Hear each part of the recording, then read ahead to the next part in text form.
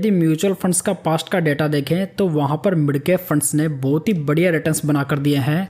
हालांकि दूसरी ओर मार्केट में कुछ गिने चुने ही एक्टिव मिड कैप फंड्स हैं जिन्होंने कि लगातार अपने बेंचमार्क रिटर्न से ज़्यादा रिटर्न्स बनाकर दिए हैं। उन्हीं मिड कैप फंड्स में से Motilal Oswal mid cap fund, Invesco India mid cap fund और एडलविस मिड कैप फंड शामिल है।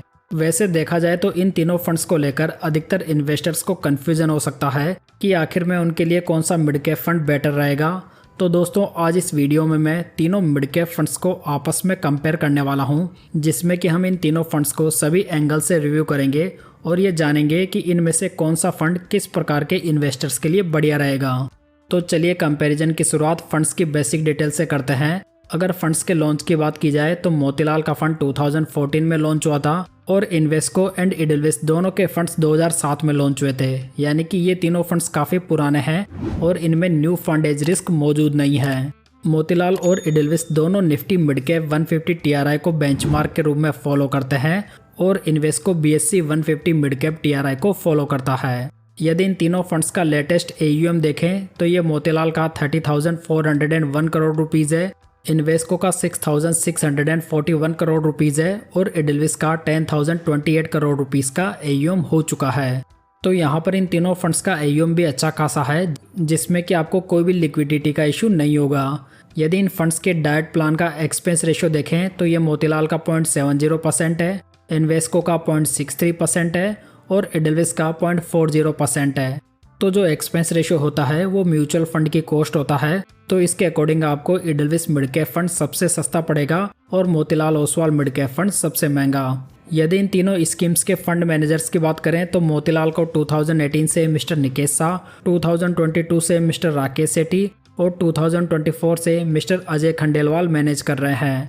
इन्वेस्को की बात करें तो इसे 2023 से मिस्टर अमित गनात्रा और मिस्टर आदित्य खेमानी मैनेज कर रहे हैं और एडलविस मिड कैप फंड को 2021 से मिस्टर त्रिदीप भट्टाचार्य और 2024 से मिस्टर ध्रुव भाटिया और मिस्टर राज कोराडिया मैनेज कर रहे हैं।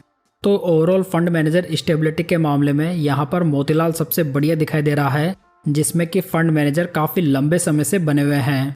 चलिए दोस्तों आगे बढ़ते हैं और इन तीनों फंड्स को रिटर्न्स के बेसिस पर वैल्यू करते हैं। यदि इन तीनों स्कीम्स में 5,000 की मंथली SIP 10 साल पहले स्टार्ट की गई होती तो आज की डेट में टोटल इन्वेस्टमेंट 6 लाख रुपए का होता, जिसकी मैच्योरिटी वैल्यू मोतीलाल में 21,40,000 रुपीज़ होती, इन्वेस्को में 20,73,000 रुपीज़ होती और एडलविस में 20,94,000 रुपीज़ की मैच्योरिटी वैल्यू होती। तो यहाँ पर SIP के मामले में मोतीलाल के रिटर्न सबसे बेस्ट है और इन्वेस्को के यहाँ पर थर्ड है।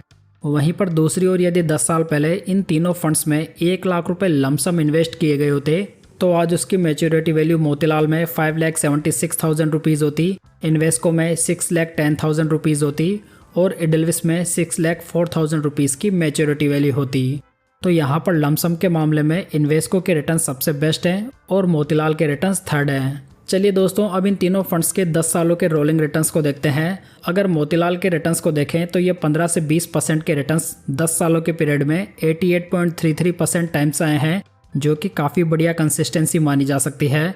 वहीं पर मोर देन 20% के रिटर्न्स 5 सालों के पीरियड में 32.72% टाइम्स आए हैं और 0 से लेकर 8% के रिटर्न्स 5 सालों के पीरियड में 12.83% टाइम्स आए हैं। अगर इन्वेस्को मिड कैप फंड के रिटर्न्स को देखें तो ये 15 से 20% के रिटर्न्स 10 सालों के पीरियड में 99.17% टाइम्स आए हैं, 20% से ज़्यादा के रिटर्न्स 5 सालों के पीरियड में 37.09% टाइम्स आए हैं और 0 से लेकर 8% के रिटर्न्स 5 सालों के पीरियड में ओनली 4.45% टाइम्स आए हैं। यदि एडलविस के रिटर्न्स को देखें तो ये 15 से 20% के रिटर्न्स 10 सालों के पीरियड में 93.33% टाइम्स आए हैं और मोर देन 20% के रिटर्न्स 5 सालों के पीरियड में 37.76% टाइम्स आए हैं। वहीं पर 0 से 8% के रिटर्न्स को देखें जो कि 5 साल के पीरियड के लिए देख रहे हैं तो वो 8.75% टाइम्स आए हैं। तो दोस्तों यहाँ पर ओवरऑल रिटर्न्स की कंसिस्टेंसी देखी जाए तो ये Invesco India mid cap fund में सबसे बेस्ट है और सेकंड पर एडलविस मिड कैप फंड माना जा सकता है, जहाँ पर भी हमें अच्छी कंसिस्टेंसी देखने को मिली है, जबकि सबसे कम कंसिस्टेंसी हमें यहाँ पर Motilal Oswal mid cap fund में देखने को मिलेगी। चलिए थोड़ी बेटर पिक्चर के लिए इन तीनों फंड्स के ट्रेलिंग रिटर्न्स को भी देख लेते हैं। लास्ट 10 ईयर्स में मोतीलाल के रिटर्न्स 19.04% है, इन्वेस्को के 19.76% है और एडेलविस के 19.64% है। यहाँ पर 10 सालों में इन्वेस्को की रैंक पूरी कैटेगरी में फर्स्ट रही है और एडेलविस की सेकंड। लास्ट 5 ईयर्स के रिटर्न्स को देखें तो ये मोतीलाल के 37.81% है, इन्वेस्को के 32.63% है और एडेलविस के 35.40% है। लास्ट 5 ईयर्स में पूरी मिड कैप कैटेगरी में मोतीलाल के रिटर्न सबसे बेस्ट रहे हैं।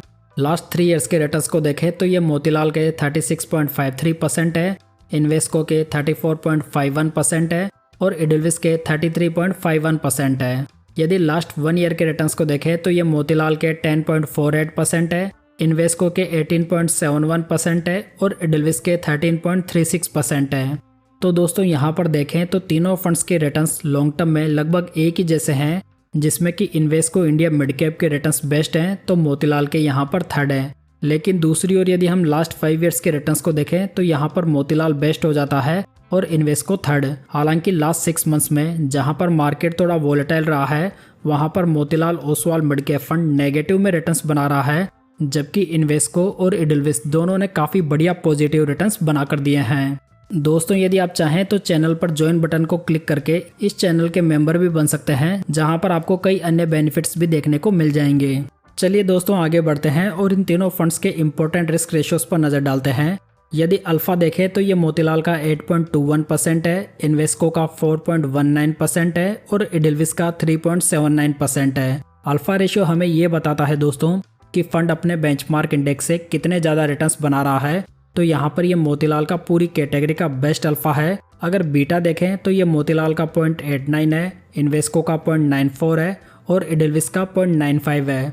बीटा रेशियो जो होता है वो किसी फंड की वॉलेटिलिटी को मेजर करता है। तो यहाँ पर इन तीनों फंड्स में मोतीलाल का फंड सबसे कम वॉलेटाइल है, जबकि एडेलविस मिड कैप फंड सबसे ज़्यादा वॉलेटाइल है। अगर साप रेशियो देखें तो ये मोतीलाल का 1.33 है, इन्वेस्को और एडेलविस का साप रेशियो 1.26 है।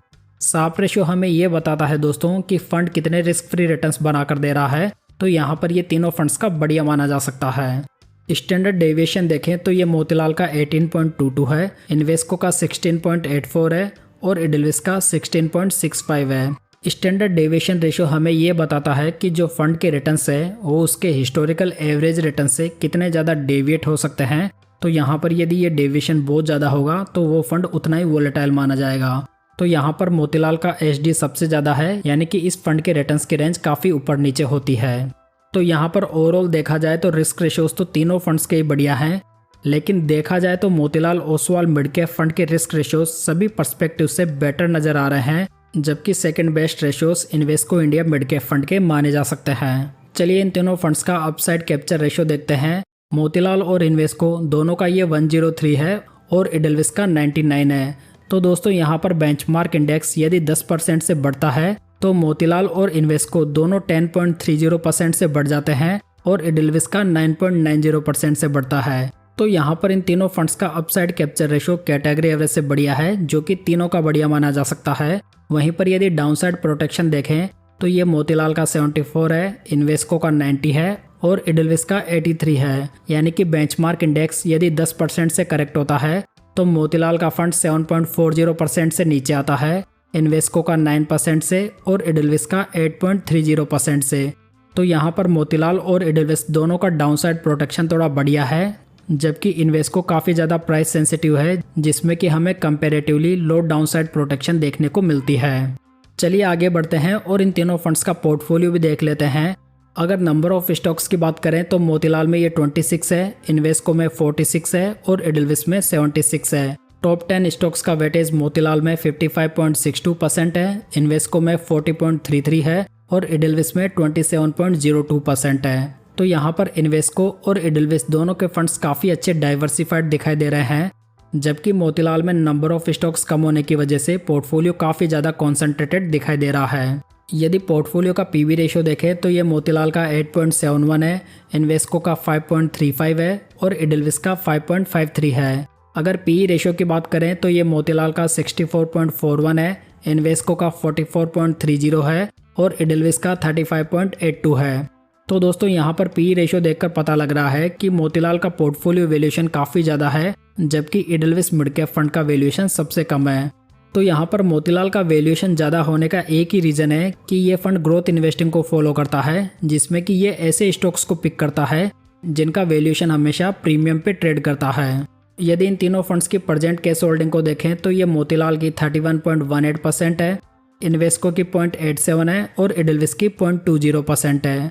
तो दोस्तों यहाँ पर अभी के समय देखा जाए तो मोतीलाल ने काफ़ी बड़ा पोर्शन कैश में होल्ड किया हुआ है, जिसका मतलब यह है कि यदि किसी इन्वेस्टर ने मोतीलाल को 100 रुपये दिए हैं तो उसमें से 31 रुपीज़ तो उनके पास में कैश में पड़े हुए हैं। तो देखा जाए तो ये वोलेटाइल मार्केट में अच्छी स्ट्रेटजी हो सकती है, लेकिन दूसरी ओर यदि मार्केट अच्छी अपॉर्चुनिटी नहीं देता तो ये अपॉर्चुनिटी लॉस भी बन सकता है। अगर इन तीनों फंड्स का टर्नओवर रेशियो देखें तो मोतीलाल का ये 172% है, इन्वेस्को का 45% है और इडलविस का 50% है। टर्नओवर रेशियो हमें ये बताता है दोस्तों कि फंड मैनेजर पोर्टफोलियो स्टॉक्स में एक साल में कितने चेंजेस करता है। यदि ये चेंजेस ज़्यादा होंगे तो ये पोर्टफोलियो स्टेबिलिटी के लिए बढ़िया नहीं माना जाएगा। तो यहाँ पर देखा जाए तो मोतीलाल का टर्नओवर रेशियो काफ़ी ज़्यादा है, यानी कि इस फंड की स्ट्रेटेजी है कि ये पोर्टफोलियो स्टॉक्स में हाई चेंजेस करके रिटर्न्स बनाता है, जबकि इन्वेस्को और इडलविस कंपैरेटिवली काफ़ी कम चेंजेस करते हैं, जिसकी वजह से यहाँ पर थोड़ी रिस्क की मात्रा भी कम रहती है, जबकि मोतीलाल में काफ़ी ज़्यादा चेंजेस करने से रिस्क की मात्रा काफ़ी बढ़ जाती है। दोस्तों आप यहाँ पर इन तीनों फंड्स का एसेट एलोकेशन देख सकते हैं। तो यहाँ पर यदि हम देखें तो रिसेंट में मोतीलाल काफ़ी ज़्यादा सेफ प्ले कर रहा है, जबकि इन्वेस्को और इडलविस ने स्मॉल कैप कंपनीज में भी काफ़ी ठीक ठाक एक्सपोजर बनाया हुआ है। यदि इन तीनों फंड्स का सेक्टर एलोकेशन देखें तो मोतीलाल ने technology, capital goods, services, consumer और हेल्थ केयर में हाईएस्ट एक्सपोजर बनाया हुआ है। इन्वेस्को ने services, financial, health care, construction और कैपिटल गुड्स में हाईएस्ट एक्सपोजर लिया हुआ है और इडलविस ने financial, services, capital goods, health care और ऑटोमोबाइल में हाईएस्ट एक्सपोजर बनाया हुआ है। तो यहाँ पर यदि देखा जाए तो इडलविस मिड कैप फंड ने किसी भी एक सेक्टर में मोर देन 20% का एक्सपोजर नहीं लिया हुआ है, जो कि रिस्क मैनेजमेंट के हिसाब से काफ़ी बढ़िया माना जा सकता है। आप यहाँ पर इन तीनों फंड्स की टॉप 20 स्टॉक्स की लिस्ट को देख सकते हैं। तो यहाँ पर नंबर ऑफ स्टॉक्स कम होने की वजह से मोतीलाल में इंडिविजुअल स्टॉक्स में हाई एक्सपोजर देखने को मिल जाएगा, वहीं पर इन्वेस्को और इडलविस में ऐसी कोई भी स्टॉक कॉन्सेंट्रेशन रिस्क मौजूद नहीं है।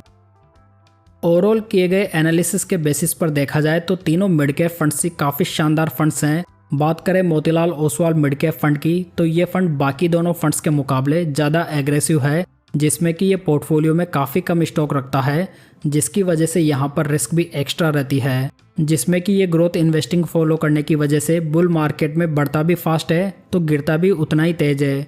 वहीं पर इन्वेस्को एंड इडलविस के मिड कैप फंड कंपैरेटिवली कम रिस्क उठाते हैं, जिसमें कि ये दोनों फंड ही पोर्टफोलियो में कम चेंजेस करते हैं। लेकिन इन्वेस्को और इडलविस मिड कैप फंड दोनों में इन्वेस्को हाई बीटा फंड है, सो यहाँ पर स्टेबिलिटी के मामले में इडलविस मिड कैप फंड को हम फर्स्ट रख सकते हैं। तो यदि आप यहाँ पर ऐसा मिड कैप फंड फाइंड कर रहे हैं जो कि ग्रोथ इन्वेस्टिंग को फॉलो करता हो और आपको एक कॉन्सेंट्रेटेड पोर्टफोलियो प्रोवाइड करता हो, तो आप Motilal Oswal mid cap fund को स्टडी कर सकते हैं। वहीं पर यदि आप कॉन्सेंट्रेटेड पोर्टफोलियो के साथ में कंफर्टेबल नहीं है तो आप Invesco India mid cap fund को देख सकते हैं। वहीं पर यदि आपको एक अच्छा बैलेंस वाला मिड कैप फंड चाहिए जो कि आपको थोड़ी बेटर स्टेबिलिटी प्रोवाइड कर दे, तो आप इडलविस मिड कैप फंड को भी देख सकते हैं। कुल मिलाकर इन तीनों फंड्स को प्रेजेंट में रैंकिंग देना काफ़ी मुश्किल काम है, क्योंकि पिछले कुछ समय से ये तीनों फंड्स ही लगातार 1, 2, 3 पोजीशन पे बने हुए हैं और इनमें लगातार आगे भी चेंजेस होता रहेगा। तो आप अपनी रिक्वायरमेंट के हिसाब से इनमें से कोई सा भी फंड चुन सकते हैं। तो दोस्तों ये थी आज की जानकारी। उम्मीद करता हूँ कि ये आपको पसंद आई होगी। वीडियो अच्छा लगा हो तो इसे लाइक, कमेंट और शेयर जरूर कीजिएगा। साथ ही इस चैनल को सब्सक्राइब जरूर कर लीजिएगा।